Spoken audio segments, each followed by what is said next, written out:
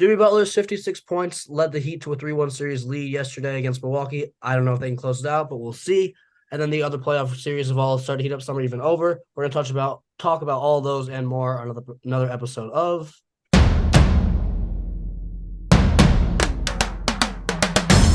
Okay.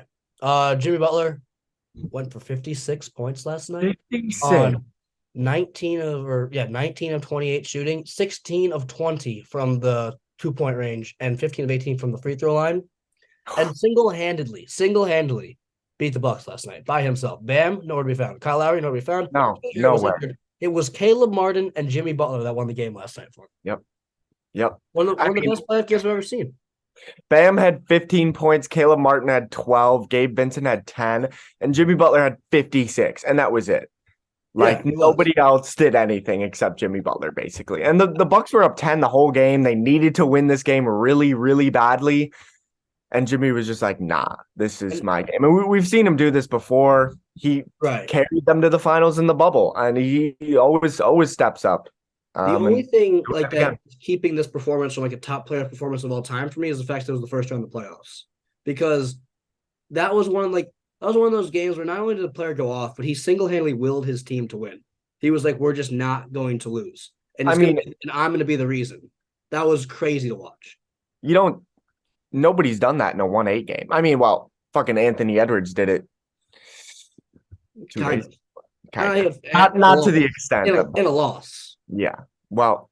He had 34 in the win. 40. He had 40 in the 41 in the okay, loss. Yeah. 44 in the win.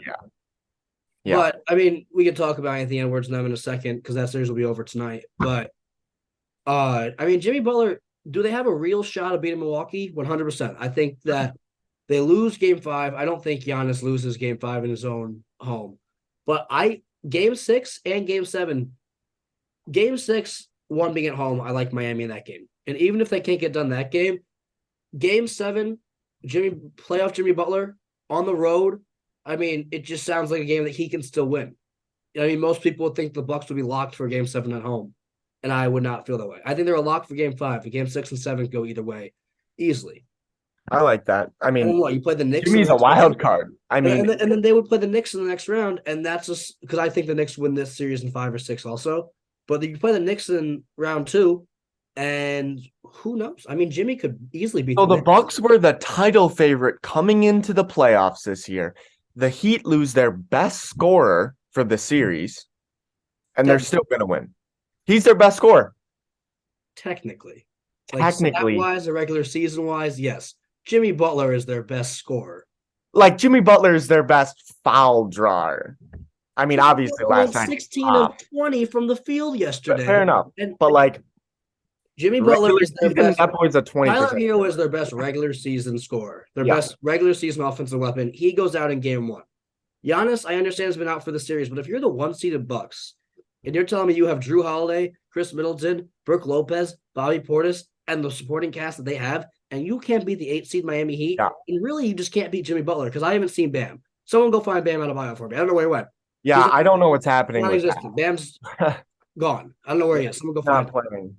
But, I mean, there's no excuse for the Bucks. And then, I mean, this raises the question, what if the Bucks choke this series, what do you do? Because since they won the finals, they lost in 7 last year. They would get knocked off in the first round of the 8th seed this year. I mean, Giannis isn't going to be happy. He already signed his deal, but something's got to change. Lopez will be like 35. Drew Holiday, who is coming off probably the best season of his career, he's mid-30s now. I think Chris Middleton's mid-30s, and he's probably just had the worst season of his career. I mean, I think he's on the descent, to be honest. Yeah, I mean, he didn't play a lot this year. He's probably hurt.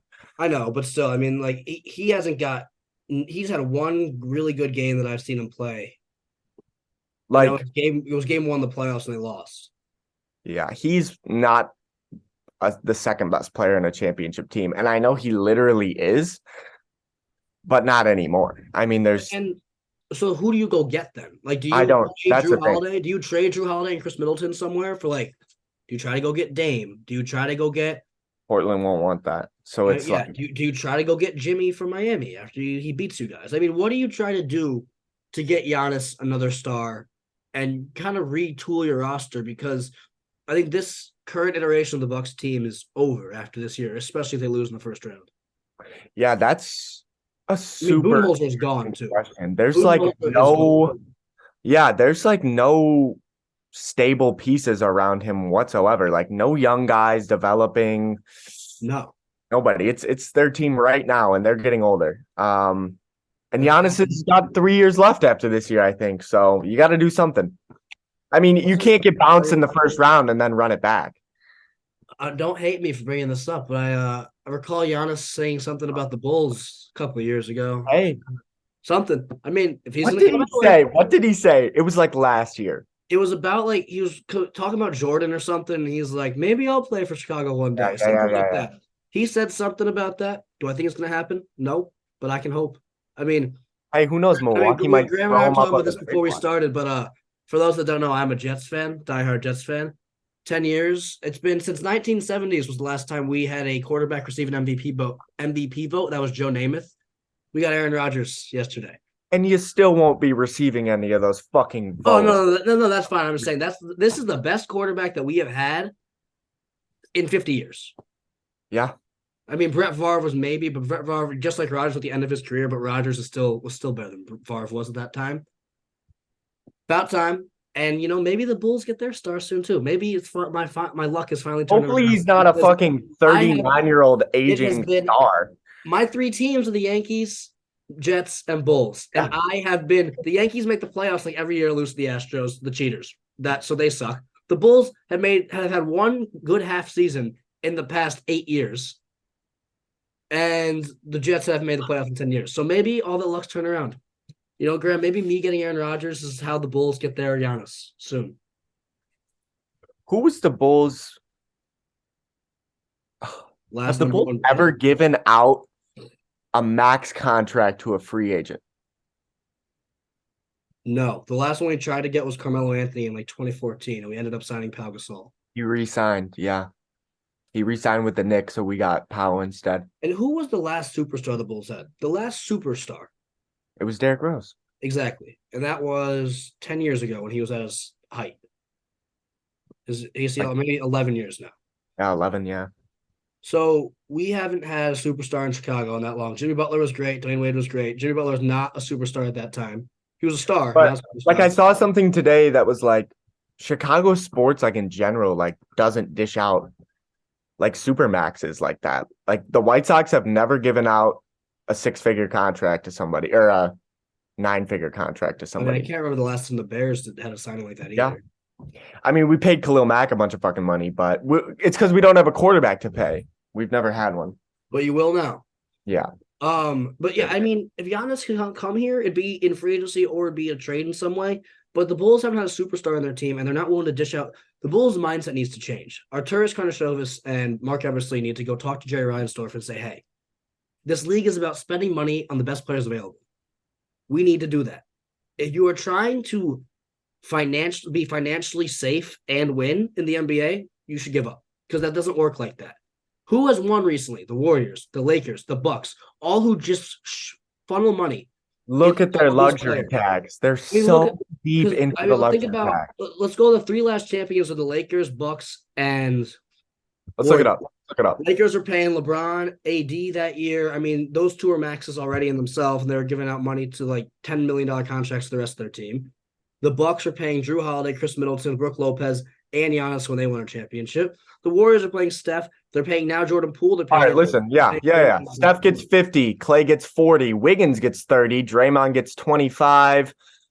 27 next year. And Poole will get 28 million next year. How do you pay 5 guys a max contract at once? Yeah, they're paying 5 guys, what, $25 million or more? 5 guys are getting about 30 million. One of them's getting 50. One of them's getting 40. How? What? Spend money. We're not. The Bulls pay one guy 40. We pay one guy 30. Not even 30, 28. Yeah, but I counted Draymond, so. Okay, fine. And we paid 2 guys 20. And one of the guys we paid 20 hasn't touched the floor in a year and a half. And he won't for another. 2 years. Yeah. Fuck. So Dude, we're So in such a bad spot. It's so bad. It's So so I mean, let's get back. We'll get back on topic about the playoffs. But like, yeah, if the Bucks do lose, I think that that team will be different, much yeah. different looking next year. They'll keep Giannis, of course. You'd be dumb not to. But I mean, 3 years. Keep let's be average for 3 years and go get Giannis, please. You want to do that? Fine. I mean, that's what Arturis Oh, does. the Bucks. Okay. No, I'm talking about the Bulls. I mean, Oh, if you look at Arturis's history in Denver, he for like 18 straight seasons, that team was like 30 wins or more, which means they were competing at least every season. I think that until they got their guy in Jokic. I think Arturis wants to do the same thing with the Bulls, and he wants to have he'll them. be hit on a late second round pick, No, and he has to be a fucking MVP. I'm not saying we should be. I'm not saying we should do that. I'm just saying. Oh, I know. You're not saying I that's what think fucking that Arturis is Arturis's going to head do. is in the mindset of let's just be average. We have the team to be average until we get the superstar that we need. And this is why fucking Jerry hired his ass. This is why Jerry hired his ass. So he's just like, yeah, go make me money. That's what Jerry's been about since the finals, Since Jordan. since the 90s. Since Jordan. For Yeah. 20 years, he's been banking off the fact that Jordan built the Bulls brand to believable heights, and now he just banks off that and just makes money off this. Yeah. Because when have we actually been a championship contender in the last 20 years? Once? Even when we had Derrick Rose, like who else? We were not a contender. You know why we're not a contender? Because fucking LeBron went to go join up with Dwayne Wade and Chris Bosh. And you know why we couldn't get LeBron and Dwayne Wade here? We wouldn't pay the money. We didn't have enough money. He didn't want to pay LeBron and Wade max contract and then pay D Rose too. Yeah. He had all three.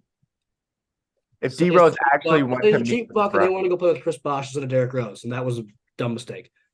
So if you ever wonder why I hate LeBron, that's why I hate LeBron. This motherfucker ruined 8 years of my life in Chicago. Yeah, 8 years of a Bulls fan. I had to fucking watch this motherfucker run through the East to make it to the finals every fucking year. We're not supposed to be talking about LeBron. But let's talk about the Grizzlies and the Lakers. Yeah, fuck. All right. Let's start talking about LeBron, I guess. They're going to win that series, and that series is over in 6. So I think the Grizzlies get game 5. That series ends in 6. And so they play the winner of Kings Warriors. And with De'Aaron Fox being doubtful, even if he plays game 5, I think the Warriors are going to win this series now in 6 too. Okay, the Warriors have to take this game. They have to win game 5 because you're not winning game 7 in Sacramento. I'm sorry. Because by then, too, Fox's injury will be good enough where he plays at a high enough level. You cannot lose game 5.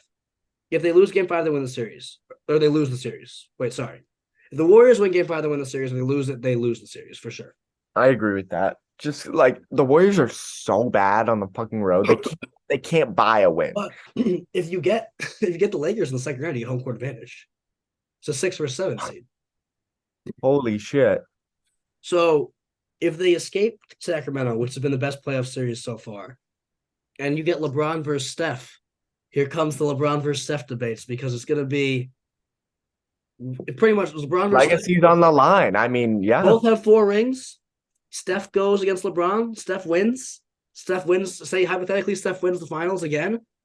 I mean, the conversations about is Steph better than LeBron? Is Steph a top 5 player of all time? I mean, we're just praying on this man downfall, but like what? I'm just so excited. I really hope this happens because now that if the Kings lose, I like the Kings and the Knicks have been the 2 teams I've been rooting for. They're fun to watch.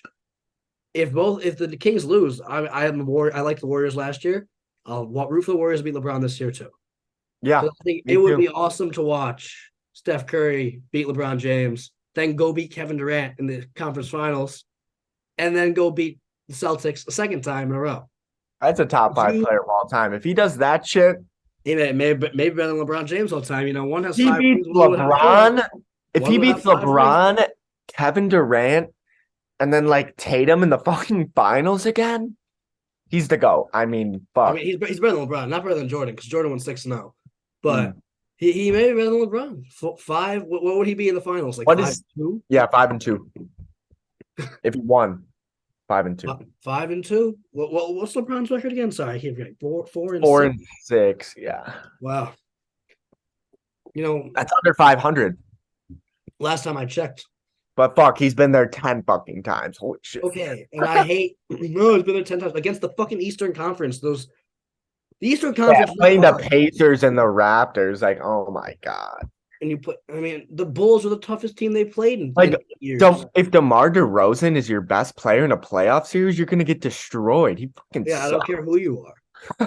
I mean, the hardest series that he had to face that one year when was it 2016 or 20? It was the Raptors.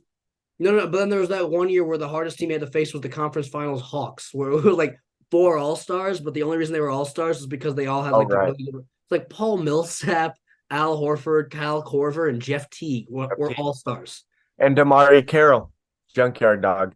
He was their fifth Yeah, the guy. fact that that team, I mean, they were just trying to write the narrative to make sure that LeBron looked like he beat all-stars. That team was not good.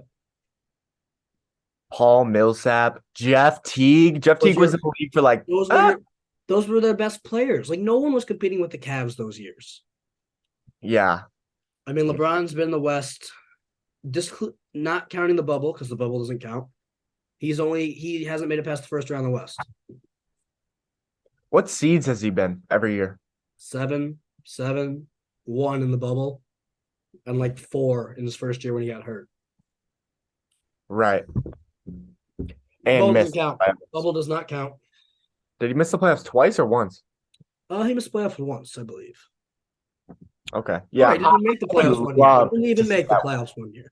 Yeah. I would love to see that Warriors Lakers matchup in the second round. That Yeah. would be so much fun to watch. The other LA team, super interesting because they can't stay fucking healthy. I mean, Kawhi Leonard goes out and drops 38 and 31, and then it's like, oh, I'm done playing. Well, I know he's hurt, but did you see the thing about his sister? I did see a thing about his sister. I think that's why he's I think that may be one of the reasons why he's not playing as well. But there's always something with Kawhi Leonard. Yeah. Always. And then Paul George, no fault of his own because he has legit injuries too. But Paul George is always hurt also. Paul George is always fucking hurt. I mean, it's tough to see because Russell Westbrook right now is playing unbelievable. But that team is giving the Suns problems with no superstars. Yeah. No, they are. That speaks volumes to Clippers. It also speaks about the Suns, who we'll touch on in a second. Speaks volumes about Ty Lue. I mean, the Clippers have always been like we saw them tear apart the number 1 seed Jazz. They just played Gobert off the court. Yeah. They were so like that was pretty, and that was just with Paul George for 2 of the games. Yeah. Yeah. They were so sound, and Marcus Morris, I think it was Marcus Morris, he was playing the fucking 5. And Gobert can't stretch out, so he couldn't play in the game. He can't. Gobert's just a fucking waste of space. DeAndre Ayton is a waste of space. He's horrible. He's so fucking bad. It's actually crazy. He has brick hands. He can't make a floater, has no mid-range jump shot, absolutely no 3. No, maybe one post move, maybe a jump hook. No up and under, nothing. No, nothing. And we talked about in the last episode before the playoffs started that if the Suns are going to be good, you better hope Kevin Durant can play 42 minutes a game and stay healthy because he is going to have to play that many minutes for you guys to win games, and so is Devin Booker. And I don't know how long you can trust a 37-year-old Chris Paul and an injury with an injury history Kevin Durant playing 42 minutes a game in the playoffs. You can't do that. They have no depth. Their depth is terrible. Josh Okogie forgot how to play basketball in the playoffs. I don't know. I don't even know if I've seen Jacques Landale on the floor. Yeah, that's also they're playing Biyombo over him. And then Terrence Ross, you know how to shoot a basketball? Do you remember how to shoot the basketball? He's supposed to be their best player coming off the bench. Like their score. In Orlando, you couldn't seem to miss. You come to Phoenix and figure out how to play. I mean, it really does show like that. When it comes to the playoffs, there's role players, and then there's role players that make an impact. Role players that make an impact are like Derek Whites and Josh Harts. Those 2 right there are 2 of the best role players in the league. Norman Powell. Those are guys that are actually good role players. He's so and then good. there's role players in the regular season. They're like, oh, hey, 8 to 10 points. They're like helping us out. They get the playoffs. No, they're nowhere to be found. They don't know how to play the game anymore. Yeah. Shout out Torrey Craig. He's been great in the playoffs. Yeah, he's dope. He's such a good defender. He's really fun to watch. DeMar DeRozan canned a jumper in his fucking face though for game last year. That was sick. He did. That was nice. Good. Lonzo wasn't hurt back then. Yeah. No, he was. He was hurt. It was nice of the Bulls to give me 4 months of happiness and then just rip it away from me with another point guard. Yeah. Also, for Bulls fans, Butler, former Bull, drops 53 last night. And on the same day, former Bull Lauri Markkanen wins Most Improved Player for the Utah Jazz. Yay. Yay. Yay. I Yay. mean, Dude, it's so bad. I'm speechless at this point. We have. I fucking love the Bulls. Jack and I watch 80 games every year, and they're so bad. We went through 4 years. We won 20 games, and we were still happy watching the team. Like, oh, this team's got potential. Yeah, like they're gonna develop. Where'd they all go? Larry Markkanen developed somewhere else. Wendell Kobe Carter White's developed. are we going to pay Kobe White? We better pay Kobe White. And you talk a big game about developing Patrick Williams and Kobe White. How are you going to develop Patrick Williams to making him come off the bench? It's a situation thing. That's why Markkanen developed. Playing 30 minutes a game. How is Patrick Williams ever going to develop that way? Markkanen came from being the third option on the Bulls who would only take threes to being the first option on the Jazz who actually had free reign and could like drive to the basket, which is the best part of his game. It's better than his 3-point shooting, his like driving ability. And they blamed Lowry for not implementing that into his game. Nah, it was Billy Donovan. Can we blame Billy Donovan? It was Boylan. It was fucking Boylan. Okay, but also the year where he just became a 3-point shooter, the year we got Vooch, that was Billy Donovan. Yeah. Okay, Billy Donovan does not know what he is doing. The fact that he is still our head coach and that he was extended is a problem. He does not know how to coach this team. He does not know how to get his players ready to play. He doesn't know how to game plan. This man made adjustments in one game the entire season, and that was the playing game where we beat the Raptors. Crazy what happens when our coach actually coaches, right? Donovan Mitchell had 50, doesn't decide to double, and he drops 50 through 3, 22 more quarters. Yeah, 50 through 3. You're not going to double him? He has 50. And no, we'll let him put another 20. They'll throw Caruso on him. Caruso fouls out. Nice one, Bill. He cooks Caruso. He cooks him. Caruso can't guard him. If you take Caruso off this team and he loses his entire defense because Billy Donovan's solution to everything is I'll throw Alex Caruso on him. He doesn't care if it's Kevin Durant, Giannis, LeBron. Oh, we'll just throw Alex Caruso on him. That doesn't work. Who did he start Caruso on in the play? And then I see like Udoka gets hired by Houston. I'm like, that's a great sign. That's a great fucking hire. They're gonna get Scoot. That's the guy. They're gonna get Scoot, one of the Thompson twins, Brandon Miller or Victor. I mean, they're gonna get someone, and then you're gonna pair with Sengun and Jalen Green. And then if you want to make a fucking move to go get another star, because if Wembanyama is really as good as people say he's gonna be, which I think he could be, if you get him, you can make the playoffs. And these James Harden rumors are true too. That James wants to go back there just to sign there, not even like. I mean, you never know. They have picks for days as well. Udoka is a great coach. I mean, he knows how to. He's a defensive-minded coach, which is what we need. The Bulls need a defensive-minded coach because I know the Bulls' defense is really good this year. Isn't Billy defensive-minded? Billy's supposed to be an offensive-minded coach. Is he? Billy's supposed to run a very free-flowing offense that gets points. No, he's fucking not. And instead, the Bulls. No, he's not. No, he's not. He is not a defensive coach. Think about the teams. But I thought he always had like a top 15 defense, even when he was coaching. First of all, when he came into the league as a head coach, he got to coach Kevin Durant. And Russell. Right. That team was built to be a top 15. He got carried. And when he came to Chicago, in the first year, we were not that good of a defense. We were terribly defensive when he was here for the first year. When it was the year we traded for Vooch. That was the first year. Okay. I believe so. We were not a good defensive team. We were a good defensive team last year until Caruso Alonso went down. And P. Will was hurt. And then this year we were a good defensive team this year. But the fact that it took 3 years to get Billy Donovan to get us to play defense, and then the thing he's supposed to be good at coaching, which is offense, is like 23rd in the league.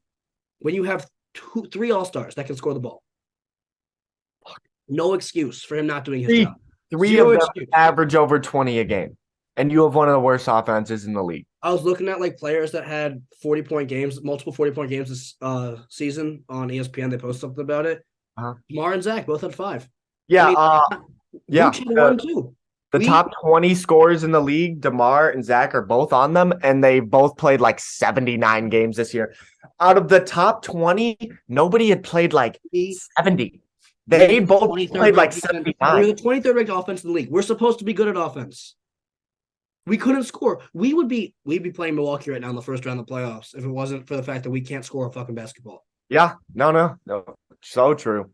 Because our defense Yeah. was great. I don't know how our defense was so good. We played Alex Caruso and Patrick Beverley in the starting lineup at the same time. I don't know how that worked, but it did. It's because like whoever DeMar finds himself on, which I'm pretty sure it was Max Drews. Max Strus. They're getting 40. Yeah. They're getting 40. And Max Strus won them the game. So yeah, Yeah. DeMar is for any team that thinks adding DeMar to the starting lineup is going to benefit you, it is not. He needs to come off the bench and run his own unit. He Yeah, can't the play Bulls. If defense. he's He's a back on black this hole. team, if he's back on this team next year, I'm gonna be pretty upset. I don't think if you don't want to blow it up, fine, don't blow it up. But if DeMar DeRozan comes back, then you're pretty much telling the fans, hey, fuck you guys, we're gonna be the exact same team as we were last year. That's the Because exact. at least if you trade DeMar and make like minimal other moves, Yeah. at least you're showing me, hey, Gotta like show us something. at Yeah. least you're showing me, you know what? It's time to develop Patrick Williams. It's time to develop Kobe White a little bit more. What did they do last offseason? Nothing. Nothing. We signed Drummond. Trade deadline, nothing. Nothing. Trade deadline the year before, nothing. Made We no gotta- moves to get better. And fine, but I'm And running like but it was continuity is not working. weird. It's weird because your fucking point guard's hurt. But like, And I don't want to hear continuity because the team with the best continuity in the league is down 3-1 as the 1 seed. yeah. Yeah. That team has been together for years now. That team is stacked, and they're losing 3-1 the first round. So continuity doesn't mean shit in the NBA. Talent and effort do. If you work hard as a team and you have a lot of talent, you win. Boston last year had the talent. They didn't really work hard. They didn't like fit together. They didn't seem to care. They flipped the switch. Defensively, they started trying. All of a sudden, best team in the league. Like that. Like they're that. like, let's try on defense. Tatum tries, Brown tries, Horford tries, Rob Williams tries, and they're the best defensive team in the league all of a sudden. Yeah. It's an effort thing. What game 40, did. game 48 in the NBA season. Do you think fucking Karl Anthony Towns is out there giving 100% effort? Fuck no. He's giving 15%, 20% out there, just like dogging it up and down. That's what the playoffs show you too. The playoffs show you where when guys actually try on defense, these games are awesome. So if the Bulls, Devin Booker, Russell Westbrook aren't known as good perimeter defenders, but the playoffs come around, they start fucking trying, and now everybody's like, "Whoa, these guys are really good at defense." No, they're just trying. They just try. And and I'm not saying the Bulls have the talent of the Boston Celtics. We don't, but we have talent on the team. If the team played, and I guess I can't even say the defense was bad because the defense was good. I don't know, but if the team made effort on offense to move the ball and stop settling for threes, and that's when it comes down to coaching, which is why Billy Donovan needs to get out of here. It's because Billy Donovan still tried to coach a roster that couldn't shoot threes, but then also going to get shots up. If you can't shoot threes, use your big man to get twos. Did we use Vooch? No. Who's Vooch? Vooch was killing in that game against Miami, right? And in the fourth quarter, I think he took one shot. One shot. How much should we pay him? 22 million. For one shot in the fourth? One shot in the fourth. We paid DeMar like 28 million to go like 3 for 9 in the fourth. Zach LaVine was like 0 of 5. Zach LaVine is not the type of player that is going to give you 100% effort for 82 games in the playoffs. He's also not consistent enough. He's not consistent enough to flip a switch like that either. So he needs to be the guy that consistently gives you 100% effort, and he doesn't. He never will. He never will. Like, there's no way. DeMar, probably the same thing. Like, there's no way he's giving full effort out there all the time. He's poor on defense. You know what team that gives full effort the entire game? The fucking New York Knicks. I mean, let's talk about this series real quick. Tibbs has them. Tibbs has them. They're up 3-1, and you know why? Julius Randle's been dog shit the entire series, and they're still 3-1 because they fucking try. They try. Yep. They put their effort on defense is unbelievable. Their offensive rebounding. Hey. You can score on offense without having to be super skilled if you get every single fucking offensive rebound. They have been killing the Cavs in the glass. Were the Chicago Bulls in 2011 the most talented team in the league? No. Fuck no. Not even close. We were actually, like, if you look at the starting roster of Derrick Rose, Kyle Korver, Luol Deng, Carlos Boozer, and Joakim Noah, That doesn't sound very good, but we were the best team in the I think we league. even started Keith Bogans too, and not Yeah, even we did. we We started did. Keith Bogans and not We had, even. like Taj Gibson off the bench with I mean, Rip Hamilton, like and then okay, well, Kurt like Heinrich. let's give the bench a little bit of credit. The bench was very good. Dude, Taj was nice. The bench mob of Kyle Korver, Omar C. Ronnie Brewer, C.J. Watson, Kyle Korver, Taj Gibson, and Nazi Muhammad. That's some Bulls. Omar That's Sheik. some Bulls knowledge for you right there. One of the best John bench Lucas I've the ever watched. third. Oh my god. Okay, but like that But was no, not. I know your point. That Bulls team was built around one star, one superstar, We were and then the we had a best bunch of defense really in the solid. league. You had a bunch of really solid players around him. And don't get me wrong, Joakim Noah took a step later, but that was after Rose's injuries. That team was a bunch of really solid players, a superstar in Derrick Rose, and they committed to defense. If you go watch that series where we lost to Miami, all those games were close. And I was looking at some of the highlights, and I'm like, the end of the second quarter, it's 42-40. It's because our defense was that good. That Miami Heat, one of the best teams of all time, has 42 points. Like that's not very good. And then defense, it comes down to not just defense, but effort. Defense is a lot of effort, but offense is effort too. If you can offensive rebound, if you can push the pace in transition, those are effort things to do. Yeah, like Russell Westbrook is just notably so nobody guards him out on the perimeter because they're like, fuck, he can't shoot. Right. So he is a free lane to the basket every time one of his teammates shoots the rock. He just has a free lane and he's ripping offensive rebounds. Yeah, like I mean, that's effort. That's just effort. Yeah, for those that say offense is mainly skill, in the half court, I would agree. Because in the half court offense comes down to how well can you score one-on-one and how well can your coach drop an offense. Like a high pick and roll. But you can score 25 to 40 points a game purely off fast breaks and offensive rebounds. If you show that effort. And those are effort offensive stats. Yeah. Because you know how you get fast breaks? Through defense. Yep. You can score loose balls. And the Knicks do that. Another team that does that was the 76ers. Got a lot of turnovers, got out in transition. So do the Nets. Give the Nets some credit. Those games were all pretty close. Yeah. They just don't have the star power yet. 76ers swept, even without Embiid, because they know how to play defense. They seem to care. Did you see the thing that they might trade for Dame, Brooklyn?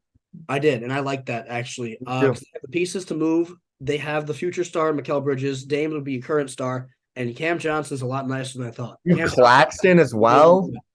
I mean, and you could trade – trying to think of who you can trade. You can trade picks. You can trade Cam Thomas. They got other shooters, right?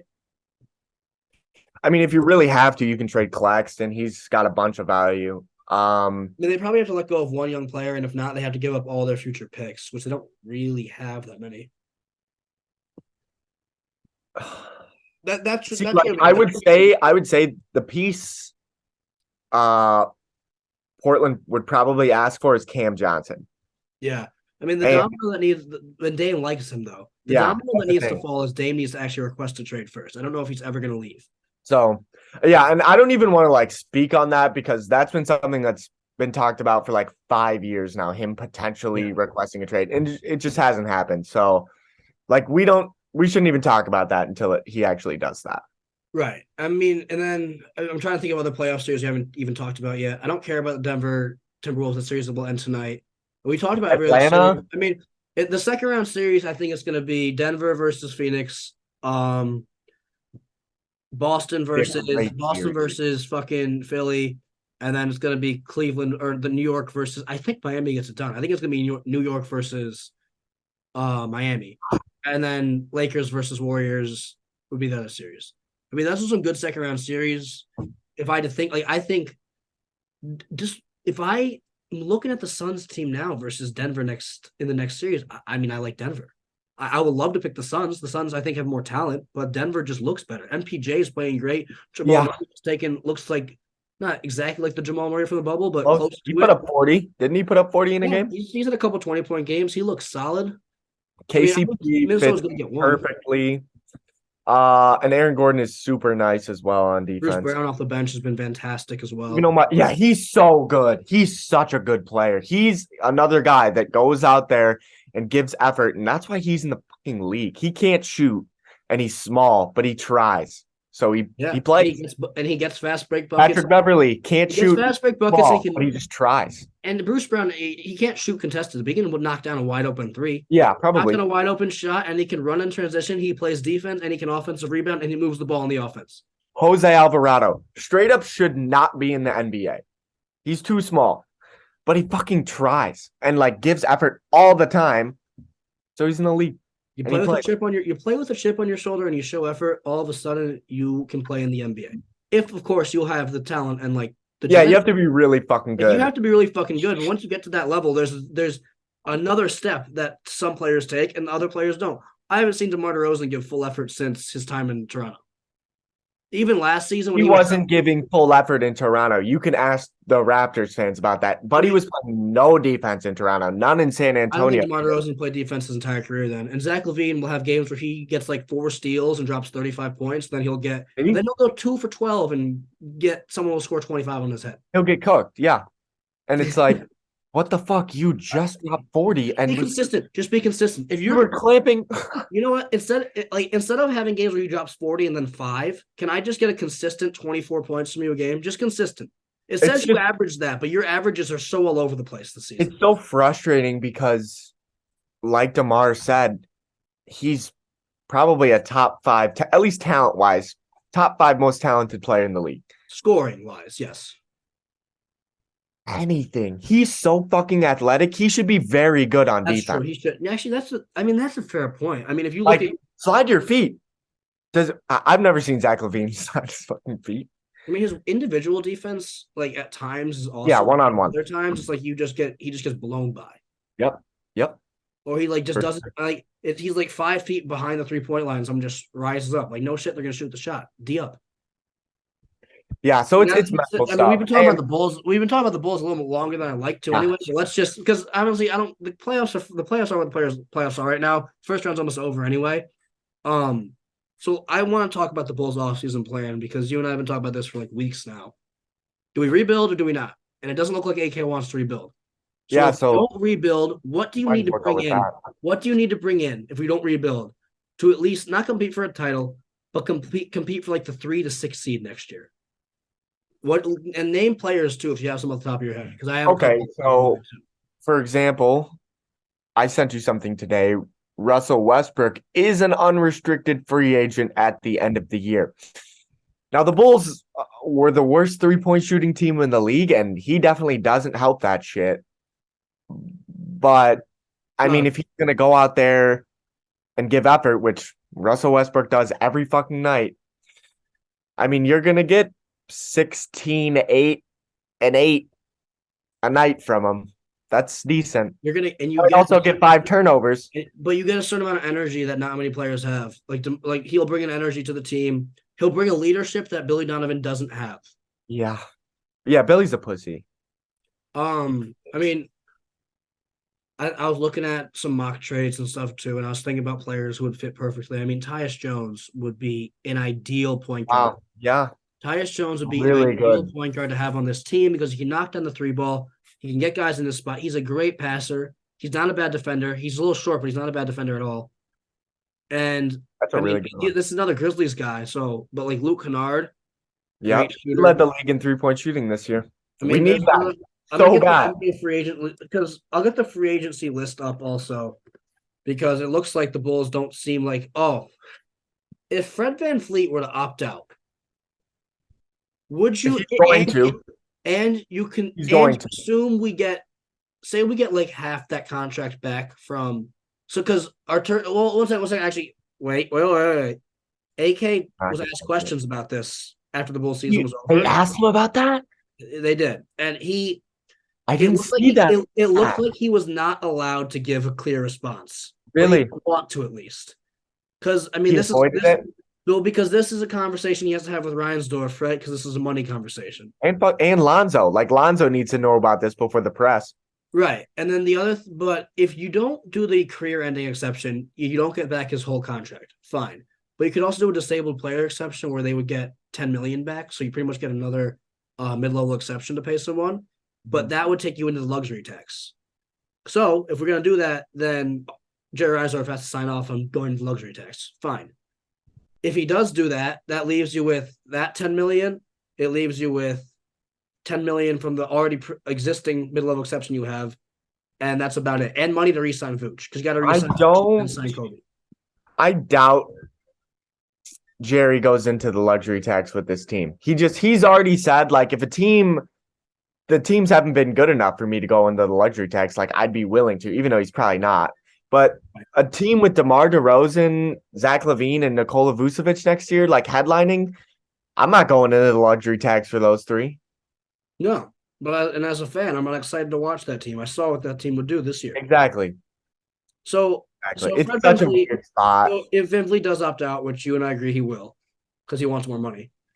I mean, would you consider if we can find a way to pay him? Like, yeah, you probably got to move DeMar to pay him, but if you find a way to pay him, not only is he a true point guard, but he can shoot the ball too. Yeah, I'd pay him. I saw a lot of Toronto fans upset with his shot selection this year. It's okay. Did you see that? I did. Like he was chucking and But like they're also not. probably upset. They're also probably upset that they fucking lost in the play into us. They had it. They were supposed to be a top 5 seed this year, top 6 seed. Yeah, I mean, just like us, they're probably looking for someone to blame. Yeah, I think. Well, Van Vliet's gone. Gary Trent Yeah. is gone. He's a free agent, and they'll if those two are gone, they'll probably trade Siakam as well. So Yeah. Well, there's a couple. Is Gary Trent? he's a He free agent. is He's a player unrestricted. option. He has a player option, so yeah, he can Yeah. opt out. Yeah. The other thing is, like Kelly Oubre here is unrestricted. Like I would consider getting Kelly Oubre. I would pay Kelly like not a ton of money, but I'd pay Kelly Oubre a mid-level exception. He can shoot the ball and he can play some defense. I Yeah, mean, I mean, that's a player that makes your team better. It doesn't like make for you. sure. And remember, like I don't think the Bulls are going What to win. 6'8" guys do we have on the roster besides Patrick Williams? Right. Who? Because the Bulls aren't going to be a team next year. We're either going to be a rebuilding team or we're going to be a team that's just okay with being mediocre and being like a 5 or 6 seed. And I'm fine with doing that if you actually can pull off being a 5 or 6 seed. I would have been okay with the mediocrity of this team if it led to a 5 or 6 seed. It led to a 10 seed. So if you trade DeMar and like you replace and like fill this roster out with guys like Kelly Oubre and I mean Josh Hart's a free agent, so I don't know if we're gonna get him, but like a Jay Crowder and you re-sign. I think they're going to re-sign Vooch. I think that's the only option you have at this point. Have to probably.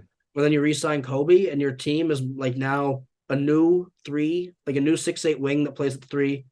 Kobe White as your point guard, Zach LaVine's your shooting guard, and P. Will and Vooch. I mean, is it that much worse than this year's team? If I think that team's better. I mean, it's not good. You want to root for that team next year? I I fucking don't want to root for anything that looks like the Bulls are going to do. I just want to root for I just want to watch the Bulls play basketball. And yeah, unfortunately, we're not watching our team play in April. dude. I want to see Patrick Williams take 12 shots a game. That's all I want to see. Can he That's take? all Can I he want to take 15? If the Bulls make no other move but trade DeMar DeRozan, so Patrick Williams can have a bigger role, I'm happy. Cool. I honestly am. Cool. And Same. and anything else that we get, if we get another point guard to hold over and keep Kobe off the bench, when we get a shooter, we get a true backup forward, Okay. great. If we get all those things, good. I'm okay with being average that season because at least it shows the team is moving in a general direction to get In better. like some direction. Like Patrick Right. Williams is looking better. Like we Yeah. need something to like look forward. And then Good if you are God. just trying to play the long game so you actually sign a max guy or you lucked out in the draft, fine. That's fine. But I also want to see our first like Dalen Terry. Can we play him? Where is he? Where is that you he? drafted at 16? Play him. 16. It's not an undrafted free agent.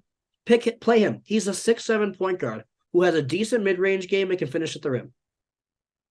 And he Like- looked fine when he was in. I mean, Like he was in the wrong spot sometimes. And he looked a little small, but like we weren't going anywhere. Why is Goran Dragic getting fucking minutes? I mean, we could talk about the Bulls' fucking disaster for 10 more hours. Yeah.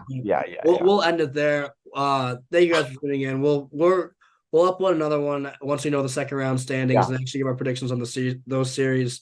And hopefully the Bulls, I get some good news in the next 3 weeks about something. We'll see you guys next time.